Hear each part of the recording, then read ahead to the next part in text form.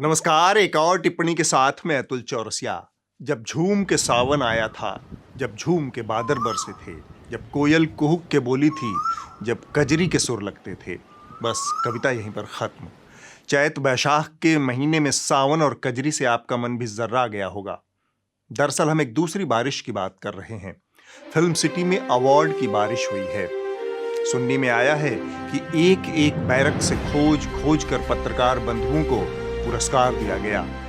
विनम्रता और शालीनता के बोझ से दबे जा रहे आयोजकों ने कहा कि कोई भी पत्रकार पुरस्कृत होने से बच नहीं सकता। बिल्कुल इस तर्ज पर भारत में लोगों को जबरन पकड़कर नौकरी दी जा रही है। मुझे खुद 2 बार कलेक्टर बनाने की कोशिश की गई, लेकिन मैं किसी तरह भाग निकला। हम पत्रकारों की मेहनत, चुनौतियों और उनके काम का पूरा सम्मान करते हैं, लेकिन एक बार फिर से उस बारिश का जिक्र करना चाहते हैं जो फिल्म सिटी में हुई। खचिया भर भर कर अवार्ड बटे। प्राप्त सूचना के मुताबिक बेस्ट टिकर लिखने वाले से लेकर एंकर की टाई सेट करने और एंकरा की आईलाइनर दुरुस्त करने वालों को भी गोल्ड, सिल्वर और कांसे के पुरस्कार बंटे। उस कयामत की रात पुरस्कार बंटने से पहले मंच के संचालक ने जो घोषणा की वह महत्वपूर्ण है। पुरस्कार 8 बजे शाम से शुरू होकर माता की कृपा बनी रहने तक बंटते रहेंगे।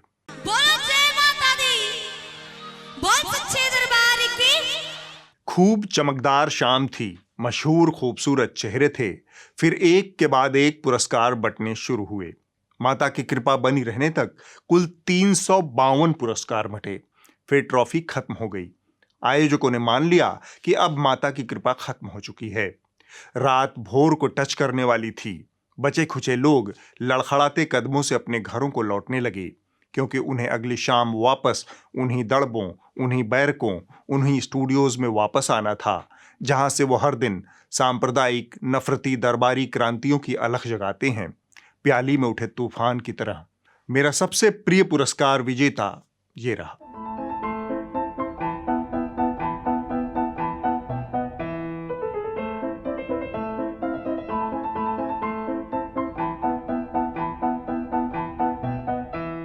अंतिम सूचना मिलने तक अलग अलग बैरकों ने जो माता की कृपा बटोरी थी, उसका अंतिम आंकड़ा इस प्रकार है। इंडिया टुडे समूह 89 पुरस्कार, जी नेटवर्क 49 पुरस्कार, नेटवर्क 18 80 पुरस्कार, एबीपी नेटवर्क 46 पुरस्कार, टाइम्स नेटवर्क 16 पुरस्कार, एनडीटीवी 5 पुरस्कार, इंडिया न्यूज समूह 21 पुरस्कार, पीटीसी 4 पुरस्कार।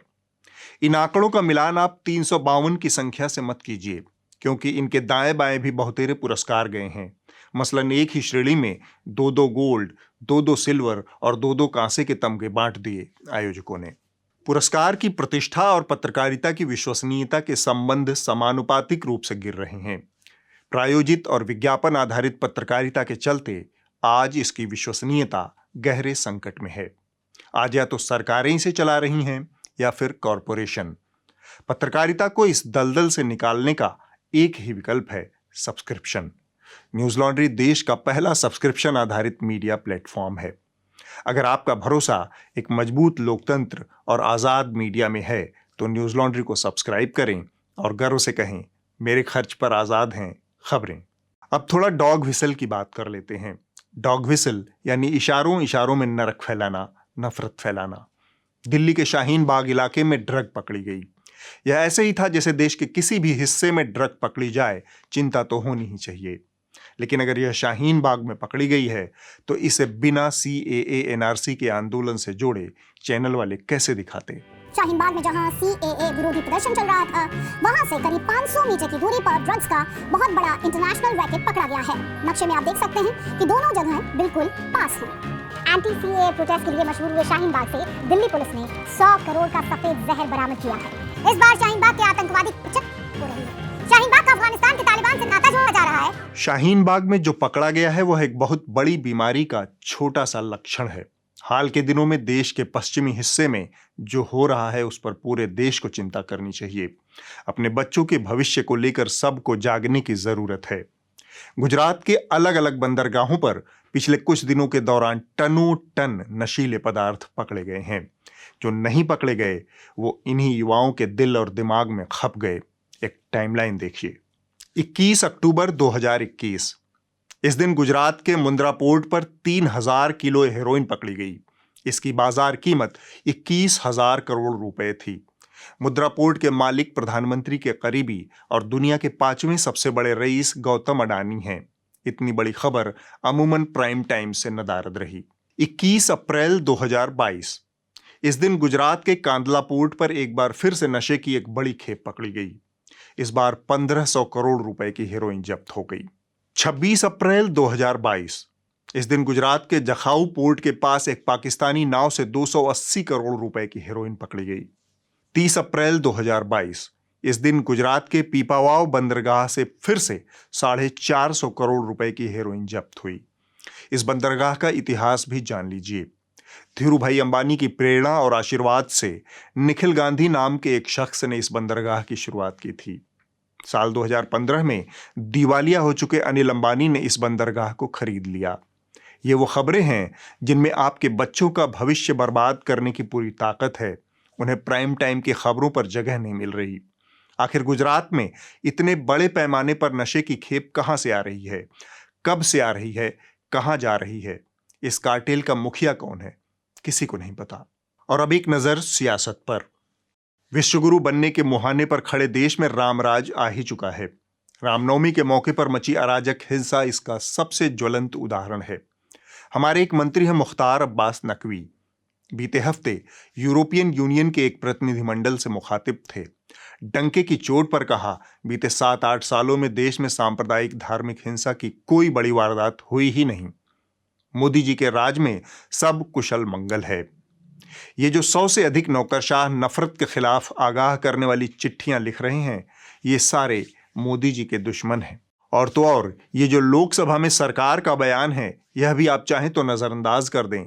खुद नकवी जी की सरकार ही कह रही है, साल 2015 से 2020 के बीच 4 सालों में सांप्रदायिक और धार्मिक हिंसा के 3,399 मामले दर्ज हो चुके हैं।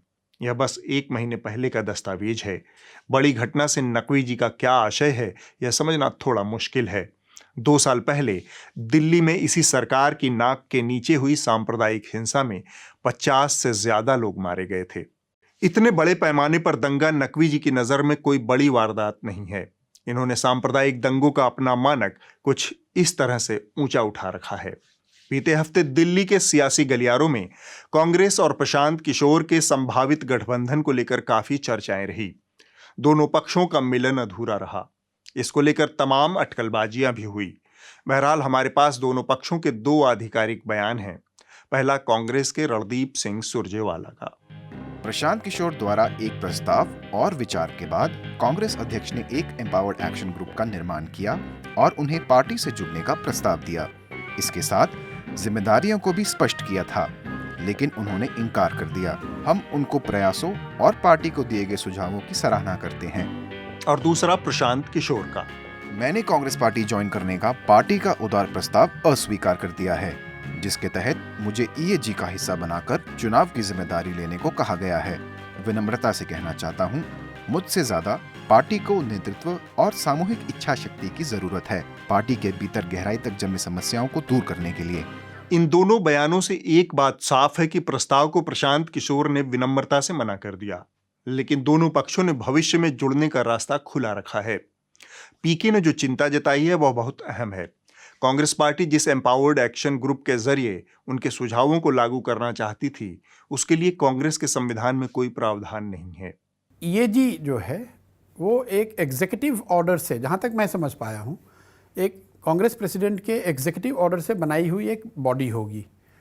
उसका कोई कॉन्स्टिट्यूशनल प्रोपराइटरी जिसको कहते हैं, वो मुझे बिल्कुल क्लियर नहीं समझ में आया। यह चिंता वाजिब है कि आगे चलकर पीके के सुधार के सारे सुझाव सिर्फ सुझाव बनकर रह जाते, क्योंकि उन्हें लागू करने की राह में कांग्रेस की अंदरूनी संस्थाएं रोड़ा अटका सकती थी। खासकर कांग्रेस पार्टी अपने ढुलमुल ब्यूरोक्रेटिक रवैये के लिए जानी भी जाती है। इसके कुछ और भी पहलू हैं, लेकिन उससे पहले इतनी स्पष्ट बात पर एंकराओं की धींगा मुश्ती देखिए। तैयारी तो पहले से करनी होगी ना, बीजेपी के सामने खड़ा होना है। मुझे आपकी इतनी तो समझ है नहीं कि तैयारी कब से शुरू करनी है, लेकिन मैं इतना बंगाल में तो 1.5 साल पहले आप पहुंच गए थे तैयारी करने के लिए। ठीक है नाविका जी, अगर आप भी आ जाएं, एक कुर्सी आपके लिए भी लगवा देता हूँ। ये कुर्सी की लड़ाई बड़ी चल रही है। मैं खड़े होकर बोलने के लिए तैयार हूँ। क्योंकि जिस तरह प्रशांत किशोर जी ने खड़े खड़े ही टाटा कर दिया। कांग्रेस जो विजय प्लान बना रही थी उस पर पानी फिर गया। जिन प्रशांत किशोर के जरिए कांग्रेस सत्ता में वापसी का प्लान बना रही थी, वो प्रशांत किशोर अब कांग्रेस में शामिल नहीं हो रहे। कि अब तो कृष्ण जी भी प्रकट हो जाएं तो कांग्रेस का रिवाइवल मुश्किल है। यहाँ पर दो बातें साफ नहीं हुई जिन्हें सिर्फ प्रशांत किशोर या फिर कांग्रेस पार्टी ही स्पष्ट कर सकती है। अगर एम्पावर्ड एक्शन ग्रुप उनके काम को अंजाम तक पहुंचाने में सक्षम नहीं था तो उन्होंने अपने लिए क्या किसी अन्य पद या फिर भूमिका की कल्पना की थी? क्या उन्होंने इसकी मांग की? दूसरी बात जो कि प्रशांत किशोर के बारे में एक नकारात्मक संदेश देती है वो है कॉन्फ्लिक्ट ऑफ इंटरेस्ट, यानी हितों का टकराव। एक दिन पहले कांग्रेस के साथ डील टूटी और अगले ही दिन उनकी कंपनी ने तेलंगाना राष्ट्र समिति का चुनाव प्रबंधन अपने हाथ में लेने की घोषणा कर दी। जाहिर है यह डील एक दिन में नहीं हुई होगी, खासकर तब जब तेलंगाना में कांग्रेस मुख्य विपक्ष है। यहाँ हितों का टकराव दिखता है। तो इससे यह संदेश जाता है कि प्रशांत किशोर एक हाथ में एक प्रस्ताव लेकर दूसरे हाथ से दूसरा सौदा कर रहे थे। इसका जवाब खुद प्रशांत किशोर ही दे सकते हैं। अब आती है अंतिम बात जो कि थोड़ी सैद्धांतिक और आदर्शवादी लग सकती है, जो कि आज के दौर में बहुत मायने नहीं रखती। इसे एक उदाहरण से समझिए। एक मिठाई की दुकान है, उसकी मिठाई बहुत खराब है, दुकान की छवि बाजार में खराब है। दुकान का मालिक क्या करेगा? वह दुकान बंद नहीं कर सकता या किसी और के हवाले भी नहीं कर सकता, क्योंकि उसकी रोजी रोटी का यह जरिया है। ज़्यादा से ज़्यादा यही हो सकता है कि कोई बढ़िया कारीगर बुलाए, मिठाई अच्छी बनाए, उसका प्रचार अच्छे तरीके से करे, उसके ग्राहकों में नए सिरे से भरोसा पैदा करे। दुकान का मालिक किसी और के हवाले अपनी दुकान नहीं छोड़ सकता। यही बात कांग्रेस के बारे में कही जा सकती है। वह चाहे जितनी भी बुरी स्थिति में हो, लेकिन एक परिवार को वह ताकत और प्रभुत्व मुहैया करवाती है। ऐसे में किसी बाहरी व्यक्ति की भूमिका सलाहकार या कारीगर की तो हो सकती है। कांग्रेस में ही नहीं, यह बात भारत के किसी भी दल में लागू होती है। मसलन आप बसपा और मायावती का उदाहरण लें। उन्होंने तमाम हाथ पैर मारने के बावजूद भीम आर्मी को कोई भाव नहीं दिया, क्योंकि उन्हें पता है कि बीएसपी उनकी पूंजी है। वो किसी के साथ इस पूंजी का साझा या फिर बंटवारा नहीं कर सकती। तो प्रशांत किशोर को यह स्पष्ट जरूर करना चाहिए कि उन्होंने अपने लिए कांग्रेस में क्या भूमिका देखी या फिर सोची थी। अब थोड़ी सी बात इतिहास के अंड बंड संस्करण की। तिहाड़ शिरोमणि ने व्हाट्सएप यूनिवर्सिटी के समंदर में डुबकी लगाकर यह नायाब मोती निकाला है। इतिहास की किताबों में मुगल बादशाह शाहजहां को ताजमहल बनवाने के लिए याद किया जाता है, लेकिन ताजमहल बन जाने के बाद ये वही बादशाह है जिसने मजदूरों के हाथ काट दिए थे। इस तरह के अनगिनत मोती रोजाना की दर से व्हाट्सएप पर पैदा किए जाते हैं। एक और नायाब मोती है खबरिया चैनलों के संसार में अशांत सिन्हा। देखिए, मतलब मुगल कितने शांति प्रिय थे, मतलब उनकी शांति को लेकर जो अवधारणा थी, जो मोहब्बत थी, शांति थी, जितने सेक्युलर थे, ये सब अंदर तक बस जाना चाहिए, ये पढ़ाया जा रहा। और मैंने अभी तो कम किया, फिर हिस्ट्री की क्लास शुरू करूंगा। मैंने आपको बताया था कि मुगलों का दिमाग कैसे दौड़ता था कि कैसे पूरा कब्जा लें, और उसके लिए तलवार ऐसे हन हन लहराते थे। और औरंगजेब तो क्या करता था वो सबको पता है। यह मीठा मीठा गप और कड़वा कड़वा थू का आदर्श उदाहरण है। मसलन कई जगहों पर लिखा कुछ है, लेकिन इन्होंने संदर्भ से परे रखकर उसकी व्याख्या की। मसलन सुलह कुल में लिखा है कि आप राज्य सत्ता के खिलाफ काम नहीं करेंगे और आपस में लड़ाई नहीं करेंगे, लेकिन इन्होंने इसकी एक तरफा व्याख्या की। यह भी दावा किया गया कि मुगल काल में सभी धर्मों को अभिव्यक्ति की स्वतंत्रता थी, बस शर्त यही थी कि वो आपस में नहीं लड़ेंगे। मतलब मुगल कितने शांति प्रिय थे, मतलब उनकी शांति को लेकर जो अवधारणा थी, जो मोहब्बत थी, शांति थी, जितने सेक्युलर थे, ये सब अंदर तक बस जाना चाहिए, ये पढ़ाया जा रहा। बहरहाल पहले आप पूरा मामला समझ लीजिए। सीबीएसई ने 10वीं, 11वीं और 12वीं के कई विषयों से कुछ अध्याय हटा दिए हैं। मसलन 10वीं कक्षा की सोशल साइंस की किताब से फैज़ अहमद फैज़ की शायरी वाली 2 तस्वीरें और 1 कार्टून को हटा दिया गया है। इसी तरह डेमोक्रेसी एंड डाइवर्सिटी का अध्याय भी हटा दिया गया है। 11वीं की इतिहास की किताब से सेंट्रल इस्लामिक लैंड नाम का अध्याय भी हटा दिया गया है। 12वीं की सोशल साइंस की किताब से cold war era and non aligned movement नामक अध्याय भी हटा दिया गया है। इसी तरह के कुछ और छोटे मोटे बदलाव भी किए गए हैं। इन बदलावों के पीछे मंशा बच्चों को शिक्षित करने की नहीं, बल्कि कुछ चीज़ों की जानकारी से वंचित करने की है। उस सरकार की मंशा क्या हो सकती है जो अपने बच्चों को डेमोक्रेसी और डाइवर्सिटी का अध्याय नहीं पढ़ने देना चाहती? या फिर उस कुंठा की क्या वजह हो सकती है जो नॉन अलाइंड मूवमेंट यानी गुट निरपेक्ष आंदोलन की जानकारी से अपने बच्चों को महरूम रखना चाहती है? क्या सिर्फ इसलिए कि इसकी संकल्पना नेहरू ने की थी? और पाखंड देखिए कि उसी गुट निरपेक्ष नीति की आड़ में आज भी सरकार रूस यूक्रेन युद्ध के मसले पर संयुक्त राष्ट्र में बारंबार वोटिंग से एब्स्टेन कर रही है। नफरत की कीमत सबसे ज्यादा सच को चुकाना पड़ता है। स्कूलों के पाठ्यक्रम में इस तरह के मनमाने बदलाव को आप पाकिस्तान के उदाहरण से भी समझ सकते हैं। वहां इतिहास की किताबों में देश के बंटवारे के लिए हिंदुओं को जिम्मेदार पढ़ाया जाता है। महात्मा गांधी को हिंदुओं का नेता पढ़ाया जाता है। भारत पाकिस्तान के बीच हुई 4 लड़ाइयों का विजेता भी पाकिस्तान को बताया जाता है। इसमें 1971 की वो लड़ाई भी शामिल है जब पाकिस्तान 2 हिस्सों में बंट गया। बांग्लादेश का निर्माण हुआ। मोहनजोदड़ो और हड़प्पा को भारतीय सभ्यता की बजाय पाकिस्तानी इस्लामी सभ्यता का हिस्सा बताया जाता है। इस तरह से एक समय आता है जब वैकल्पिक सच ही अंतिम सच बन जाता है। ऐसी पीढ़ियां तैयार हो जाती हैं जिन्हें आप हेडलेस चिकन कह सकते हैं। इस तरह सच की मौत हो जाती है। सिलेबस में बदलाव भाजपा से ज्यादा राष्ट्रीय स्वयंसेवक संघ का प्रोजेक्ट होता है। पाठ्यक्रम का विवाद पहले भी होता रहा है। 1998 से 2004 के बीच अटल बिहारी वाजपेयी की सरकार के कार्यकाल में भी ऐसा ही विवाद हुआ था। तब मानव संसाधन विकास मंत्री रहे मुरली मनोहर जोशी ने भारतीय विश्वविद्यालयों में ज्योतिष शास्त्र को बतौर विज्ञान पढ़ाने का पुरजोर अभियान चलाया था। इस तरह के अतार्किक बदलाव से सच के साथ एक और चीज की मौत होती है, विज्ञान सम्मत सोच वाले समाज के सपने की मौत। अब वक्त है इस हफ्ते की रिपोर्ट का। जो कही जा रही थी बातें कि अंदर में भी सोशल डिस्टेंसिंग का ख्याल रखा जाएगा। ट्रेनें तो खुल दी हैं, लेकिन कैसे station thousands of the migrants workers in different groups walking। इस हफ्ते की रिपोर्ट द न्यूज वीक नाम के एक यूट्यूब चैनल से है। यह ग्राउंड रिपोर्ट राजस्थान से है। बेहद गहरे जातीय खांचों में बटे समाज की यह बेहद डरावनी तस्वीर है। यह रिपोर्ट राजस्थान में जातीय आधार पर दलितों के साथ लगातार हो रही बेरोक टोक हिंसा की पड़ताल करती है। मेरा नाम शांताराम है सर, और पिताजी का नाम है पुन्नाराम जी। मैं रेवासी ढिंगाना का हूँ। तो उसने आके क्या करा, उसने कन्यापुरी में ऐसे लगी तो मैंने ऐसे उसको गर्दन पे हाथ लगा दिया, जोर से लगा के मोड़ के उसको घेर दिया मंजे पे। उसको घेर दिया तो उसने क्या करा, दूसरे आदमी के पास थी पाइप, दो आदमियों के पास। उसने क्या करा कि एक पाइप धड़ाधड़ 2-3 पाइप यहाँ मार दी, यहाँ से पैर तोड़ दिया। फिर मुझे आज को कोई पता है इनको दिया है। तो मैंने मेरे गांव से दूर 4 किलोमीटर दूर कुलताना गांव में मैंने होटल की थी। तो मेरे होटल के बाजू में राजपूतों की होटल थी।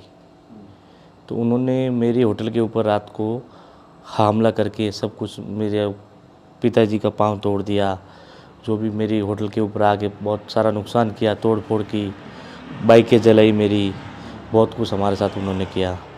ऊपर जाके फिर भी और झूठा मुकदमा भी हमारे ऊपर उन्होंने करवा दिया। तो हम तो कोई बात ही नहीं जानते। उन्होंने बोल दिया कि इन लोगों ने हमको मारा किया, इतना सारा। अगले हफ्ते होगी एक और टिप्पणी। नमस्कार।